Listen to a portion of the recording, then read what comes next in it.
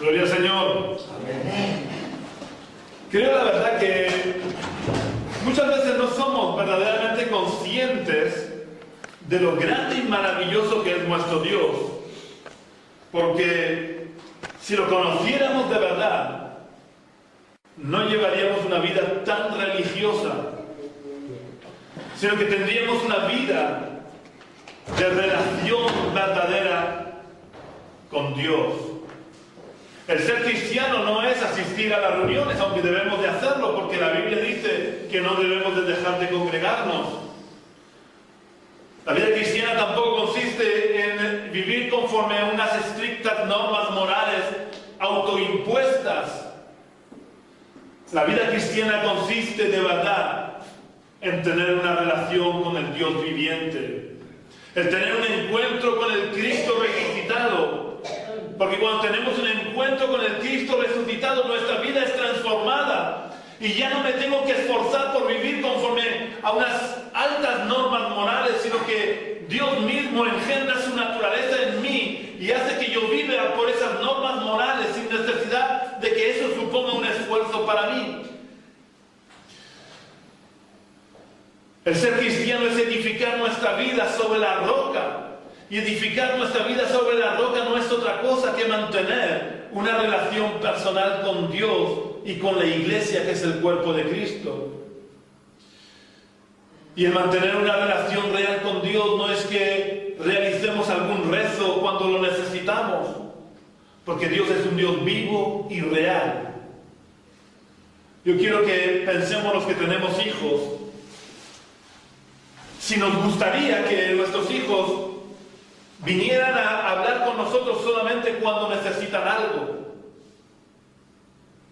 Y solamente vinieran a vernos para pedirnos cosas. Muchas veces hemos convertido nuestra relación con Dios solamente en llevarle a Dios nuestra lista de peticiones. Pero Dios, que es nuestro Padre, espera mucho más. Dios ya demostró desde el mismo jardín del Edén que Él deseaba mantener una relación personal con el ser humano. Él caminaba, Él se paseaba con Adán y con Eva por el jardín del Edén, de forma habitual. Por eso Dios se sorprendió cuando Adán y Eva se escondieron de Él, porque estaban acostumbrados a pasear juntos. Dios nos creó para que nosotros mantuviéramos una relación personal con Él, porque Él es un Dios real, un Dios vivo. Y yo quiero empezar en este día leyendo unas palabras del salmista que son muy interesantes para que podamos conocer un poco mejor a Dios. El salmista hace una contraposición entre lo que son los ídolos y lo que es Dios. Vamos a leer el Salmo 115, versículos 3 al 8.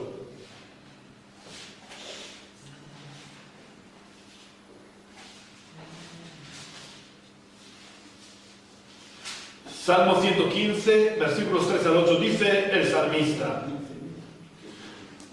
Nuestro Dios está en los cielos, todo lo que quiso ha hecho. Los ídolos de ellos son plata y oro, obra de manos de hombres. Tienen boca pero no hablan, tienen ojos pero no ven, orejas tienen pero no oyen, tienen narices pero no huelen, manos tienen pero no palpan, tienen pies pero no andan ni hablan con su garganta. Semejante a ellos son los que los hacen y cualquiera que confía en ellos. Vamos a orar al Señor.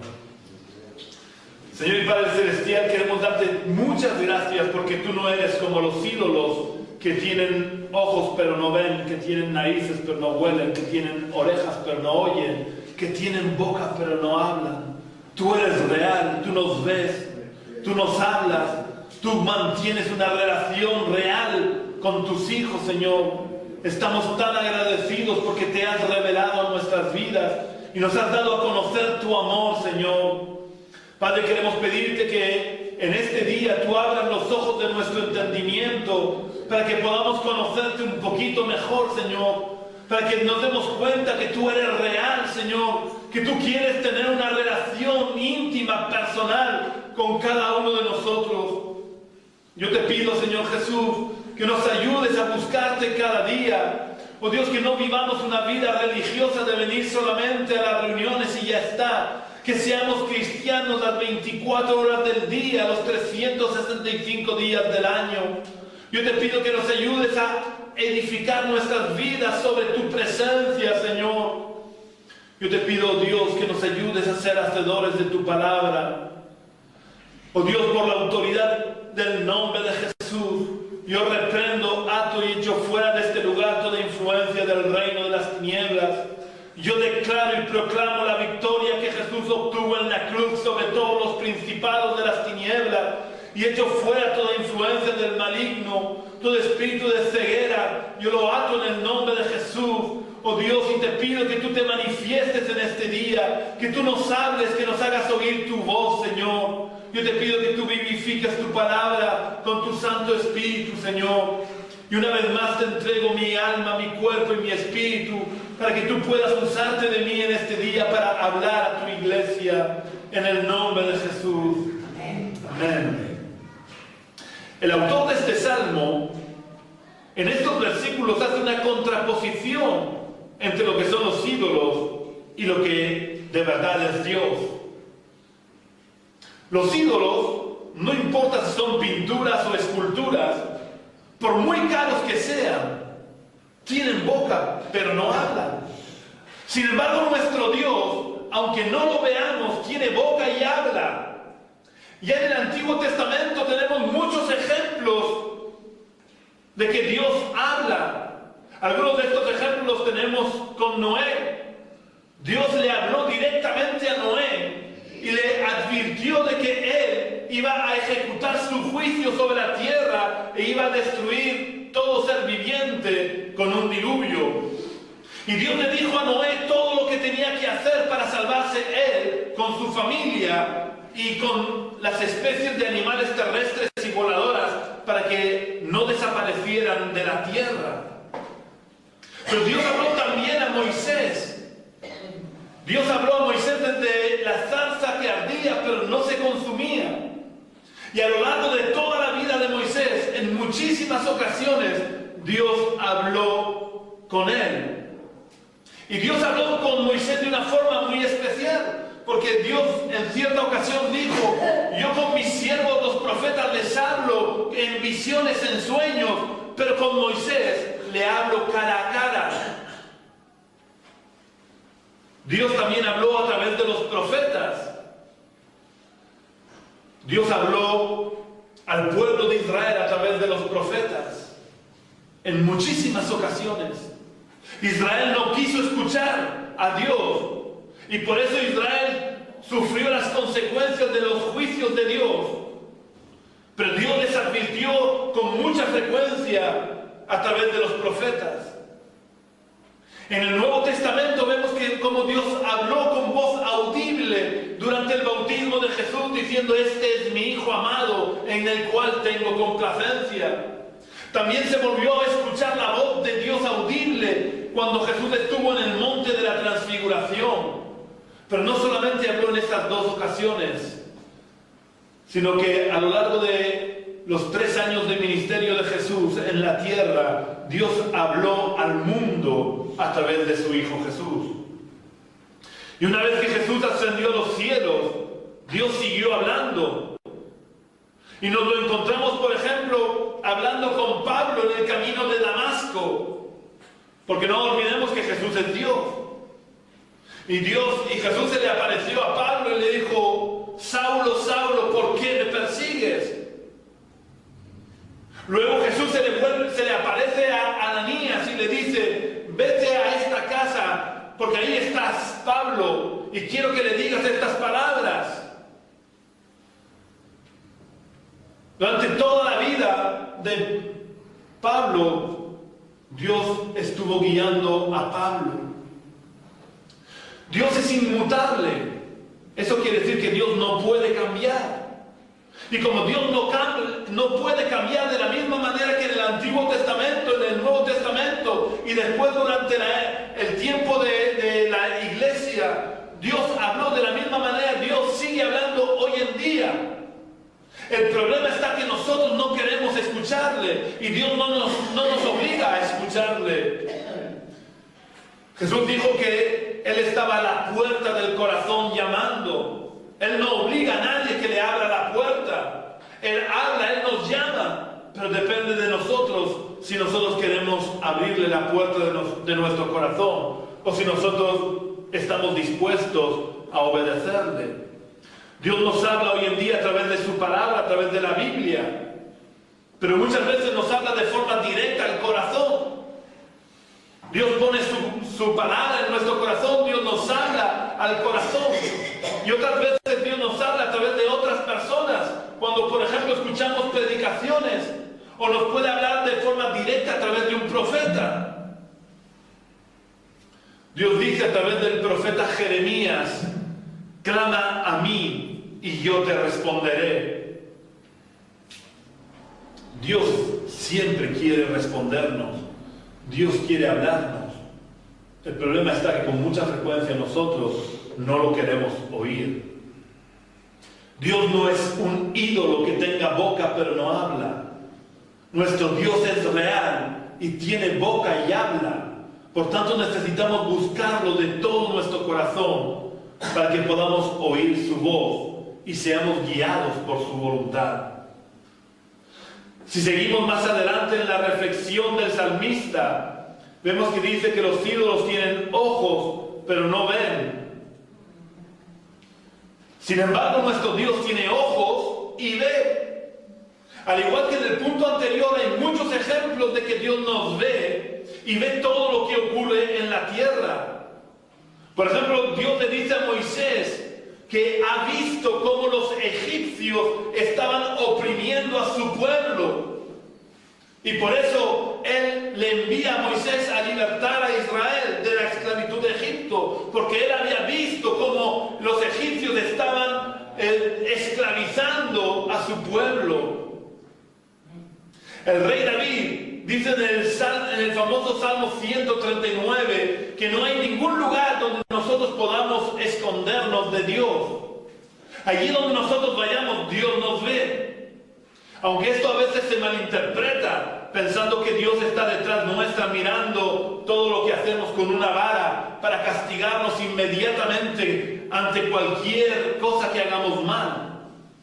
Pero esto no es realmente el motivo por el cual Dios nos ve siempre. El que Dios nos pueda ver siempre es una gran bendición, porque hace que su mano esté siempre preparada para protegernos y para ayudarnos. ¿Recordáis lo que le pasó a María y a José cuando regresaban de su visita a Jerusalén? Pues ellos perdieron de vista a Jesús y lo perdieron. Y se pasaron varios días buscando a Jesús. Esto es lo que nos podría pasar a nosotros si Dios no nos viera. Si Dios no estuviera constantemente con sus ojos puestos sobre nosotros, podríamos perdernos. El enemigo podría dañarnos. Pero podemos estar tranquilos porque a Dios no le va a ocurrir como le ocurrió a María y a José. Y no nos va a perder. Porque allí donde estemos nosotros, Él nos ve. La intención de Dios no es la de mirar con lupa todo lo que hacemos para darnos un garrotazo cada vez que nos equivoquemos o que hagamos algo mal. Sus ojos están atentos sobre nosotros para ayudarnos, para sostenernos, para protegernos y para mostrarnos el camino por el que debemos de andar. Si Dios no tuviera sus ojos permanentemente puestos sobre nosotros, el enemigo podría dañarnos e incluso destruirnos sin que Dios se diera cuenta. Pero eso no puede ocurrir porque, gracias a Dios, Él tiene siempre sus ojos sobre nosotros para protegernos y ayudarnos. También es verdad que el que Dios no sea como los ídolos que tienen ojos pero no ven, debería de hacernos pensar antes de cometer pecados. Porque allí donde estemos, por más que estemos escondidos, Dios nos ve. Por tanto, esto tendría que motivarnos a vivir en santidad. Porque a los hombres los podemos engañar, pero a Dios no lo podemos engañar. Porque Dios no solamente ve lo que ocurre y todo lo que hacemos, sino que además ve lo profundo de nuestro corazón y puede ver las intenciones de nuestro corazón. El salmista sigue diciendo que los ídolos tienen orejas, pero no oyen. Sin embargo, nuestro Dios, como es un Dios real y personal, tiene orejas y oye y escucha nuestras voces. Ya os dije antes que Dios a través del profeta Jeremías dice: clama a mí y yo te responderé. Dios le dice a Abraham en varias ocasiones que él ha oído su voz. Cuando Raquel, la esposa de Jacob, que era estéril, dio a luz un hijo, ella confesó y dijo: me juzgó Dios, pues ha oído mi voz y me ha dado un hijo. Y a Moisés, no solo Dios le dice que ha visto la opresión de los egipcios, como os dije antes, sino que además le dice que ha escuchado el clamor de su pueblo. Ante la opresión que padecía Israel por causa de los egipcios, Israel estaba clamando a Dios, hasta que llega un momento que Dios le dice a Moisés: he escuchado el clamor de mi pueblo. Este es el motivo por el que debemos de orar. Dios no es como los ídolos que, aunque tienen orejas, no pueden oír nada. Dios escucha atento nuestras oraciones y nos responde. Es verdad que no siempre responde como nosotros quisiéramos que nos respondiera, pero de una manera u otra, Dios siempre responde. Por tanto, podemos venir ante Él y presentarle nuestras peticiones, nuestras cargas, nuestras tristezas, porque Él no es ningún ídolo, Él no es ninguna imagen ni ninguna escultura que no tienen vida y que por eso no nos pueden ayudar. Nuestro Dios es real y quiere tener una relación personal con nosotros, porque Él nos ve, nos escucha y nos responde. Jesús enfatizó mucho la necesidad de que oráramos. Y Pablo dice que en su primera carta a los tesalonicenses dice que debemos de orar sin cesar, porque Dios está atento a nuestras voces. Cuando oramos no son palabras que se las lleva el viento. Cuando oramos, Dios está atento a la voz de nuestra oración.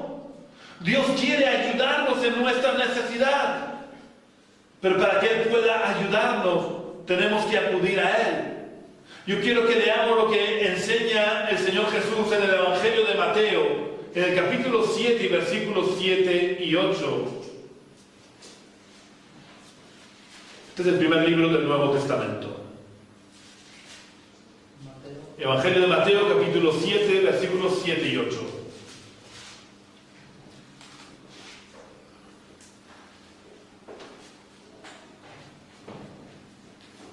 Pedid y se os dará, buscad y hallaréis, llamad y se os abrirá, porque todo aquel que pide, recibe, el que busca halla, y el que llama se le abrirá. No hay duda, si pedimos, Dios nos dará. Si buscamos la presencia de Dios, Dios se revelará en nuestras vidas. Y si llamamos a las puertas del trono de Dios, Dios abrirá la puerta y podremos entrar en su presencia. Pero daros cuenta de lo que dice este versículo también, que si no lo cumplimos, si no cumplimos esto que Él enseña, no obtendremos las cosas. Este versículo también nos está diciendo que si no pedimos, no obtendremos nada. Si no buscamos, Dios no se nos revelará. Si no llamamos a la puerta del trono, Dios no nos abrirá la puerta.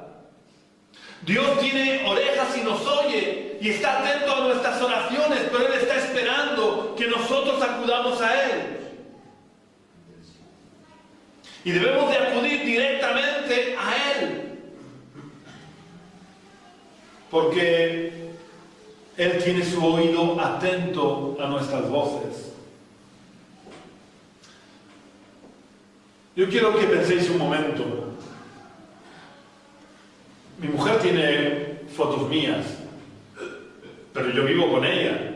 Decidme si sería lógico que si cuando ella necesita algo de mí fuera a una foto mía y le dijera: oye Miguel, necesito que me hagas esto. O es más lógico, y ya que vivo con ella, venga directamente a mí y me diga: oye Miguel, mira, necesito que me hagas esto. Pues Dios es así. Dios no quiere que vayamos a ninguna imagen ni ninguna estatua a pedirle nada, porque Él está a nuestro lado y Él está con su oído atento a nuestra voz para que nosotros le podamos pedir directamente a Él, porque Él desea respondernos, pero para que Él pueda respondernos nosotros tenemos que clamar a Él. Os recuerdo que cuando el apóstol Pedro estuvo caminando por las aguas y se dio cuenta que había una tormenta y comenzó a hundirse, Jesús estaba al lado de Pedro y Pedro se estaba hundiendo y Jesús lo dejó que se estuviera hundiendo, hasta que Pedro se volvió a Jesús y le dijo: Señor, sálvame. Y en cuanto Pedro clamó y le dijo: Señor, sálvame, Jesús tendió su mano, lo agarró y lo sacó del agua. Jesús está a nuestro lado y está esperando que nosotros clamemos a Él: Señor, sálvame, y Él nos salvará. Él tiene su oído atento a nuestras voces, pero necesitamos clamar a Dios. Necesitamos cumplir con lo que nos enseñó el Señor Jesús, que dijo que entráramos en nuestra habitación, en lo secreto, y que buscáramos personalmente a Dios, en la intimidad. Muchas veces no obtenemos respuestas de Dios porque no clamamos de verdad, porque en vez de orar muchas veces rezamos, aunque no repitamos las mismas palabras, pero ya no oramos fervientemente. Dios responde cuando lo buscamos de todo nuestro corazón, porque su oído está atento a nuestra voz y a nuestro corazón. El salmista sigue diciendo que los ídolos tienen narices pero no huelen. Sin embargo, nuestro Dios tiene nariz y huele. Esto lo repite en muchas ocasiones, pero como ejemplo vamos a ver solamente un versículo que se encuentra en el libro del Éxodo, capítulo 29, versículo 18.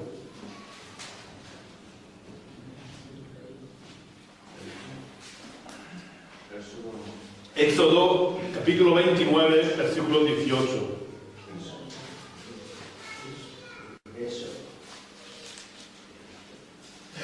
Es el segundo libro de la Biblia.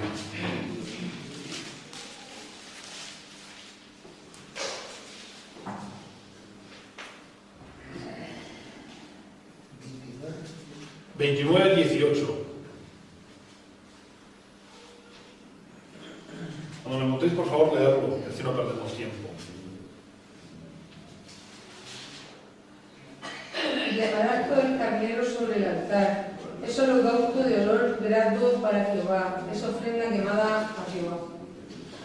Muchas veces os he dicho que al principio, cuando leía versículos como este, no entendía cómo puede decir que a Dios le gustaba el olor a la carne quemada, porque la carne quemada huele muy mal.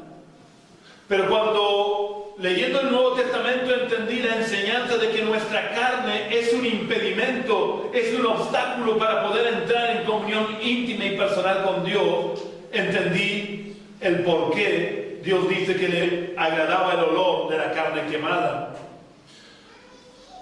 Todo lo que ocurría en el Antiguo Testamento era un símbolo de lo que sería en el Nuevo Testamento. Y cuando el sacrificio se quemaba, a Dios le gustaba ese olor, porque estaba anunciando que los cristianos sacrificarían su carne para poder entrar en una correcta relación con Él. Y de esa manera Dios podría restaurar su comunión íntima y personal con el ser humano. Evidentemente esto que estoy diciendo no quiere decir que literalmente tengamos que quemarnos. No quiere decir que nos quememos como a lo gonzo, de echarnos gasolina y nos prendamos fuego. Ni tampoco quiere decir, como hacen algunos locos en Semana Santa, de crucificarse. Lo que quiere decir que crucifiquemos nuestra carne es que ya no vivamos bajo los dictados de nuestra voluntad o de nuestros deseos o de nuestra comodidad, sino que debemos de vivir en total y completa obediencia y sujeción a Dios. Lo que quiere decir que crucifiquemos nuestra carne es que nuestra prioridad en la vida, a partir de que nos convertimos, tiene que ser el reino de Dios y su justicia. Dios desde el principio deseó tener una relación íntima y personal con el ser humano. Por eso, como os decía al principio, Dios se paseaba por el jardín del Edén con Adán y Eva. Pero el pecado trajo una separación entre Dios y los hombres. Y la carne quedó esclavizada al pecado. Por eso el olor de los sacrificios le agradaba a Dios, porque era un anuncio de que llegaría el día en que los hombres crucificarían su carne con sus pasiones y deseos, y de esta forma Dios podría volver a tener comunión íntima y personal con los seres humanos.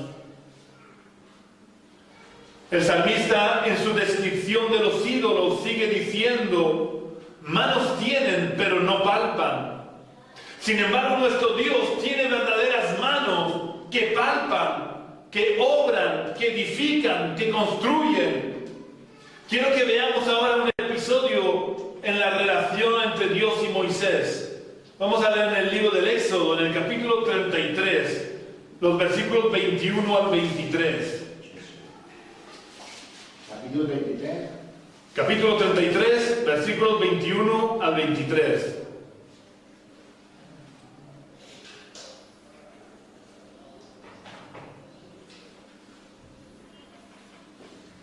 Y dijo aún Jehová: he aquí un lugar junto a mí, y tú estarás sobre la peña.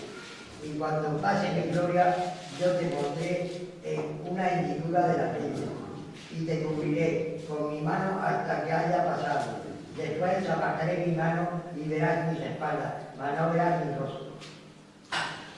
Creo que este es uno de los pasajes más claros y específicos que muestran claramente que Dios tiene manos y que las usa. No como los ídolos, que a pesar de tener manos, no pueden hacer nada con ellas. En esta ocasión Dios usa sus manos para proteger a Moisés, porque con sus manos le tapa los ojos a Moisés para que no vea su rostro, porque nadie puede ver el rostro de Dios y vivir. Pero además, el salmista nos dice en otro salmo que toda la creación es obra de sus manos, es obra de las manos de Dios. Pero además hay algo que Dios hace con sus manos que me maravilla por la ternura que encierra y que me hace amarlo desde lo profundo de mi corazón. Quiero que leamos en el libro del Apocalipsis, en el capítulo 7 y versículo 17. El último libro de la Biblia, Apocalipsis capítulo 7 y versículo 17. Esto ocurrirá al final de los tiempos, cuando la vida aquí en la tierra acabe. Apocalipsis 7, 17. Porque el Cordero que está en medio del trono los pastoreará, los guiará a fuentes de aguas de vida, y Dios enjugará toda lágrima de los ojos de ellos. Dios, cuando lleguemos a su presencia, Él mismo, con sus propias manos, enjugará nuestras lágrimas. La verdad es que me imagino esta escena y se conmueve mi corazón. Dios, el Todopoderoso, el alto y sublime, el que habita en santidad, el creador de los cielos y de la tierra, con sus propias manos secará nuestras lágrimas, a pesar de todas nuestras desobediencias y de todos nuestros pecados. Podremos sentir sus manos acariciando nuestras mejillas y secando nuestras lágrimas. No hay palabras para describir lo que podremos sentir en ese momento. El hecho de que Dios tenga manos y las use implica también que Dios es un Dios de milagros. Desde la antigüedad Dios hizo milagros y sigue haciéndolos hoy en día. Dios, por ejemplo, hizo que muchas mujeres estériles concibieran y dieran a luz a uno o varios hijos, como es el caso de Sara. Sara, la mujer de Abraham, era estéril y con 90 años, es decir, que además de su esterilidad, tenía los problemas de la edad. Con 90 años se quedó embarazada y dio a luz a Isaac. Pero no solamente fue el caso de Sara. Rebeca, la mujer de Isaac, también era estéril. Y también Dios hizo un milagro y concibió y dio a luz a gemelos, a Esaú y a Jacob. Pero es que una de las mujeres de Jacob, llamada Raquel, también era estéril. Y Dios sanó la esterilidad de Raquel y dio a luz 2 hijos, a José y a Benjamín. Ana, la madre de Samuel, era también una mujer estéril. Y ella clamó a Dios y Dios le respondió y le dio varios hijos. Samuel fue solo el primero. Después de Samuel, Ana tuvo varios hijos. Dios hizo también muchos milagros durante la travesía del desierto, como alimentar a un pueblo de más de 1 millón de personas, dándoles de comer y de beber en medio de un desierto árido donde no había agua. Dios hizo muchos milagros en la naturaleza, como abrir el Mar Rojo cuando Israel tuvo que pasar. Pero también Dios cerró la boca de los leones hambrientos para que no se comieran a su profeta Daniel. O hizo que el fuego no quemara a Ananías, Misael y Azarías cuando Nabucodonosor lo metió en el horno de fuego. Y démonos cuenta que Nabucodonosor hizo calentar el horno 7 veces más, de tal manera que los propios verdugos que echaron a estos 3 jóvenes al horno murieron quemados. Sin embargo, dice la Escritura que ni siquiera olor a quemado había en estos 3 jóvenes. Dios hizo milagros en las numerosas guerras de Israel, como por ejemplo, Él derribó las murallas de Jericó, o hizo que los enemigos de Israel muchas veces se mataran unos a otros, como por ejemplo cuando los israelitas bajo el reino de Josafat tuvieron que luchar contra los moabitas y muchos pueblos que se unieron en contra de Josafat. En el Nuevo Testamento vemos también cómo Jesús hizo muchos milagros, desde convertir el agua en vino, como hasta calmar los vientos, la lluvia y la tempestad. Él anduvo por las aguas y permitió que Pedro andara también por las aguas. Jesús sanó todo tipo de enfermos, tanto físicos como mentales. Jesús resucitó a 3 muertos. Pero quiero deciros algo importante que a veces se nos olvida, y es que la mano de Dios no se ha cortado. Cuando Jesús ascendió a los cielos, Dios no dejó de hacer milagros. Desde el mismo nacimiento de la iglesia, los milagros siguieron produciéndose. Pedro y los demás apóstoles, el día de Pentecostés, comenzaron a predicar en arameo, que era el idioma que se usaba en la zona de Palestina en aquella época. Ellos eran judíos y hablaban en arameo y empezaron a predicar en arameo. Pero los presentes, que eran de algo más de 14 nacionalidades diferentes, todos los oían hablar en su propia idioma vernácula. A través de Pedro y Juan, Dios sanó a un cojo que llevaba 40 años cojo. Un ángel liberó a Pedro de la cárcel y le hizo atravesar gruesas paredes de piedra sin que nadie se diera cuenta. Y eso que los guardias estaban despiertos, porque los guardias sabían que estaba en juego su propia vida. En aquella época no se andaban con chiquitas. Un guardia perdía a uno de los que él estaba vigilando y le costaba la vida. Y aunque estaban bien despiertos estos guardias, el ángel hizo que Pedro atravesara las paredes. Dios sanó a enfermos sobre cuyos cuerpos había pasado la sombra de Pedro. O también sanó a enfermos a través de los otros apóstoles, como por ejemplo Pablo. Dice la Escritura que la ropa que había estado en contacto con el cuerpo de Pablo era puesta sobre los enfermos y sanaba. Felipe hizo muchos milagros también. Dios es un Dios real, que hizo milagros y que sigue haciendo milagros. Dios no ha cambiado. Dios sigue haciendo milagros hoy en día. Por eso debemos de seguir orando con fe, porque Dios responde a nuestras oraciones. Y como sus manos no se han cortado, Él sigue haciendo milagros. Es verdad que quizás en nuestra sociedad occidental, por nuestra falta de fe, no vemos tantos milagros como Dios quisiera hacer. Jesús en Nazaret no pudo hacer muchos milagros porque dice la Escritura que eran incrédulos porque habían visto a Jesús crecer. Y como los de Nazaret no tenían fe, Jesús no pudo hacer muchos milagros. Y en nuestra sociedad occidental no vemos muchos milagros por nuestra falta de fe. Pero os puedo decir que en las sociedades orientales, en las sociedades en Sudamérica, por ejemplo, y en muchos países de Asia, ocurren muchos milagros. Milagros poderosos.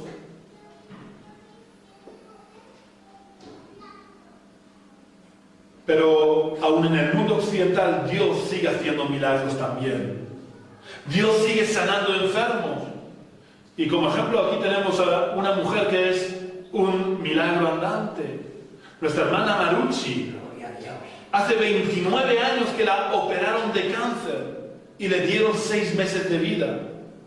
Y os digo que este diagnóstico no fue un error médico, porque hace 8 años, hace 8 años, que presenté los informes médicos de la operación a los médicos del Rosell.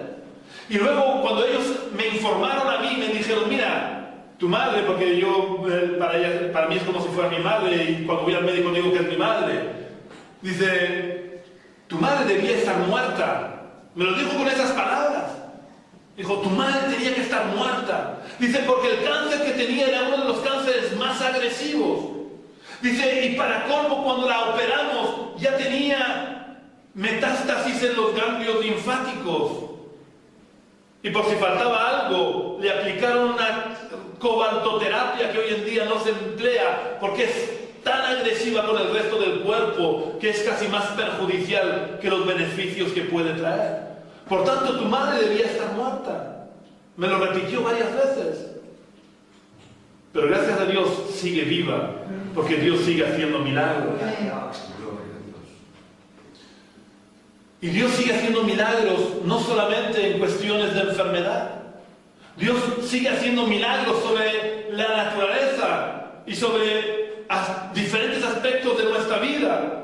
Y quiero también contaros un milagro que Dios ha hecho recientemente con nuestro hermano Silvestre. Yo no sé si sabéis, todos sabéis, pero la mayoría sí sabéis que él es agricultor. No trabaja en el campo, bueno, trabaja en el campo también, pero que él es el dueño, por así decir, de los campos. Y recuerdo que estábamos hablando, creo que fue más o menos por el mes de noviembre, y estaba preocupado porque tenía que cerrar la empresa. Él decía, cuando acabe este año tendré que cerrar la empresa porque las plagas no perdonaban los campos y los productos estaban a unos precios tirados que le costaba más el recoger las cosechas que lo que él se había gastado en la semilla, en los tratamientos y en todo esto. Y entonces, pues nos pusimos a orar en la iglesia por 3 cosas específicas. Le pedíamos a Dios. La primera era que Dios sanara su tierra de las plagas. Lo segundo, que tuviera cosechas abundantes y de calidad. Y lo tercero, que conforme Silvestre sacara al mercado sus cosechas, los productos que él tenía se pudieran vender a buen precio.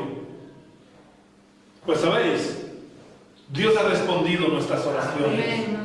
Y Dios ha hecho los 3 milagros que pedíamos. Dios ha sanado la tierra y tiene cosechas abundantes y de gran calidad. Y para colmo, cuando Él está sacando los productos, la cosecha al mercado, los precios están subiendo más de lo que Él podría haber imaginado por causa de la crisis. Dios sigue haciendo milagros. Gracias a ese milagro, Él no va a necesitar cerrar la empresa y va a poder seguir dando trabajo a 5 familias que viven del trabajo en sus campos. Dios no es un ídolo. Dios tiene boca y habla.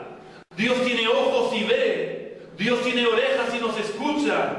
Tiene nariz y huele. Tiene manos y sigue obrando, sigue haciendo milagros. Por tanto, no nos cansemos de orar y de confiar en Dios. Porque Dios sigue diciendo, buscad primeramente el reino de Dios y su justicia, y todas las demás cosas os serán añadidas. Que Dios nos bendiga y que nos ayude a buscarle de todo nuestro corazón, para que Él pueda seguir haciendo milagros y nos añada todo lo que necesitamos. Porque Dios es un buen Padre. No podemos olvidarnos que Dios es un buen Padre y que la voluntad de Dios es siempre buena, agradable y perfecta, aunque a veces no lo podamos entender. Pero debemos de orar con fe y buscar a Dios con fe. Vamos a orar al Señor. Y yo quiero invitarte a que si necesitas un milagro en tu vida, puedas salir y oraremos para que Dios obre. Señor, queremos darte las gracias por tu palabra. Gracias, Señor, porque tú siempre nos oyes. Gracias porque tú respondes nuestras oraciones. Gracias porque tú eres real, porque podemos verte con los ojos de la fe, podemos sentirte en nuestros corazones, podemos tener una relación personal, íntima contigo. Tú eres el Dios Todopoderoso, Señor, y por eso clamamos a ti en este día, para que tú sigas haciendo milagros, Señor, para que sigas manifestándote como el Dios Todopoderoso que eres, que tu brazo no sea cortado para hacer maravillas, Señor. Oh Dios, proclamamos y declaramos tu victoria en la cruz sobre todos los poderes de las tinieblas, Señor. Oh Dios, te damos las gracias porque tu diestra nos sostiene cada día. Gracias, Señor, porque cuando el enemigo viene contra nosotros, tú levantas banderas sobre nosotros, Señor. Gracias porque tú eres escudo alrededor nuestro, tú eres nuestro protector, eres la torre fuerte a donde podemos acudir, Señor. Tú eres nuestro Padre, que nos amas profundamente, Señor. Gracias porque aun cuando nosotros te somos infieles, tú permaneces fiel, Señor. Gracias, oh Dios. Queremos pedirte que nos ayudes a confiar más en ti. Te pedimos que tú nos ayudes a poner más nuestras cargas sobre tus hombros. Te pedimos que nos ayudes a buscarte en primer lugar en nuestra vida. Que busquemos tu presencia, que busquemos tu reino y su justicia, Señor, para que tú puedas añadir todas las demás cosas, Señor. Oh Padre, queremos pedirte que ahora tú nos acompañes a nuestras casas, que tú nos guardes y nos protejas, que nos guíes, Señor. Gracias, Señor, por todo, y te lo pedimos todo en el nombre de Cristo Jesús, nuestro Señor. Amén.